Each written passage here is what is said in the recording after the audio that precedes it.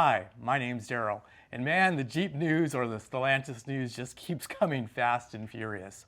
So the first piece of news is really for consumers that are looking to purchase either a Jeep, Dodge, Ram, or Chrysler product. It seems like Stellantis really wants to aggressively lower prices before the start of the year and sell over 100,000 vehicles that are currently sitting on dealer lots. And they're talking about, actually this comes from TK's Garage, he's got like some really great insider information. So I'm getting a lot of stuff from TK, and he does all of his videos basically just without any cuts or anything, so it's really awesome. So I'll put a link to his video and his channel at the end of this video, so check him out. But they're talking about slashing prices up to 30 or 40% for existing Jeep and Dodge, Chrysler, Ram products. Now, if you are looking at a Jeep, so specifically if you're looking at a Wrangler or a Gladiator, there was a significant change between 2023 and 2024. They're really probably going to slash prices on 2023s because there's still a lot of those on the lot, especially Gladiators. But I would consider, if you are considering one of those, maybe getting a 2024, because of all the improvements that were made. But, you could get a screaming deal on a 2023. So yeah, if you are considering buying, you might want to just wait a week or a week and a half or so before those new prices take effect. So another really fantastic news, the Ford Bronco's sales has dipped and well below the Jeep Wrangler. So if you look at this story, Ford said that they had sold 76,494 units compared to the Wrangler at 113,000 units. Now, part of this is likely due to the fact that they dropped their least expensive base model on the Ford Bronco, and so maybe that kind of turned some consumers off. The other thing is they don't have anything that competes to the 4xe. Now, if you've been watching my news segments, I really have an issue with the 4xe, mostly just because of all the recalls and the problems that they have. I think once they've kind of band-aided it up and make it a more reliable vehicle, then I think the 4xe is going to be great because I really love the drivetrain. But the Ford Bronco, it doesn't have a hybrid or a plug-in hybrid, which is even better. Now, I will give it to Ford. They've handled the situation a lot better than Stellantis or Jeep. If you remember, the Jeep Gladiator production was dropped and they actually removed a production line, and employees either got an email or a letter in the mail basically saying that, yeah, they were going to be laid off. And so that really sucks. But Ford, instead of that, they basically transferred these employees to another plant. So I prefer the way Ford handled this, but still, I'm really happy that the Wrangler is beating out the Ford Bronco. In some other interesting news from Stellantis, they recently received a $7.5 billion loan, basically from the US government, to work with Samsung and build a battery manufacturing plant here in the United States. So that's all great. American jobs, having those batteries be built here in the United States, and they would probably go to the 4xe because the 4xe uses Samsung batteries as well as possibly other EV vehicles.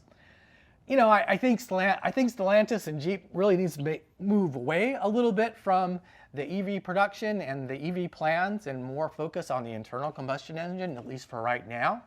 But what makes this even more interesting is President Trump, or the soon-to-be President Trump, or former President Trump, soon-to-be President Trump, he formed a committee called the Department of Government Efficiency, and he did this along with Elon Musk. And so they're really pushing to make the government more efficient and to save like $2 trillion. And as part of this, they're talking about, removing a lot of the incentives to purchase EVs, which, I really don't have a problem with. But the problem is Elon Musk, who is Trump's now best buddy, he's behind a lot of this stuff. And so this, $5 billion loan that would go to Stellantis, they're basically want to axe it. as well as anything else that provides any sort of incentives for EVs. I think Tesla has a little bit of an advantage in that area, and they're going to continue to have an advantage if this happens. So, the fact that he's, now going to be Tesla, Elon Musk is going to be part of the government.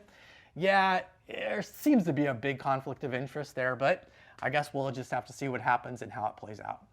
In our last bit of news, and this also comes from TK's Garage, he says that the Stellantis board is considering actually breaking up the Chrysler, Dodge, Jeep, and Ram kind of portfolio of products into their own entity. And one of the reasons why they're doing that is because of the fact that I think they want to more prioritize the internal combustion engine and the muscle car for the American market and do the EV strategy over in the European market. And so it makes a lot of sense. Now, in that same story, he also talked about Ralph Giles possibly either getting the CEO position, or if the CDJR gets broken up, having him CEO over that particular new company or new entity. In our last bit of news, and this goes along with the previous story, Stellantis is going to be rejoining an auto manufacturer association, ACEA, which is basically a lobbying group for the European auto manufacturers. And you may or may not know, but the emissions requirements and the gas mileage requirements over in Europe are a lot different than from the United States. And they really want them to slow down. Most of the auto manufacturers do that produce cars for that market, especially with the Chinese building all of these EVs that are very fuel efficient and really high quality because of a number of reasons, because their labor prices are lower and the government subsidizes the EV manufacturers in China. But they want to roll back or slow down or even roll back some of the requirements so that they can better compete. And the previous CEO, Tavares, he didn't agree with that strategy. He was like, well, we just need to do what we need to do. Well, Stellantis, now that he's gone, they want to rejoin this association or this lobbying group. So hopefully that they can roll back some of these requirements and better compete. And Germany, I guess, has fallen on board with this as well. So it looks like this might happen. So if they do break up the entities between Chrysler, Dodge, Jeep, and Ram and those other 10 entities that make vehicles for the European market, I think it's going to put Stellantis in a lot better position, especially if some of those EU emission and fuel mileage requirements, they get rolled back. So yeah, this is Daryl with your Jeep News. A lot to report on today, and I hope to see you in the next one again very soon. And remember, I'll put TK's Garage, his YouTube channel. Make sure you check that out.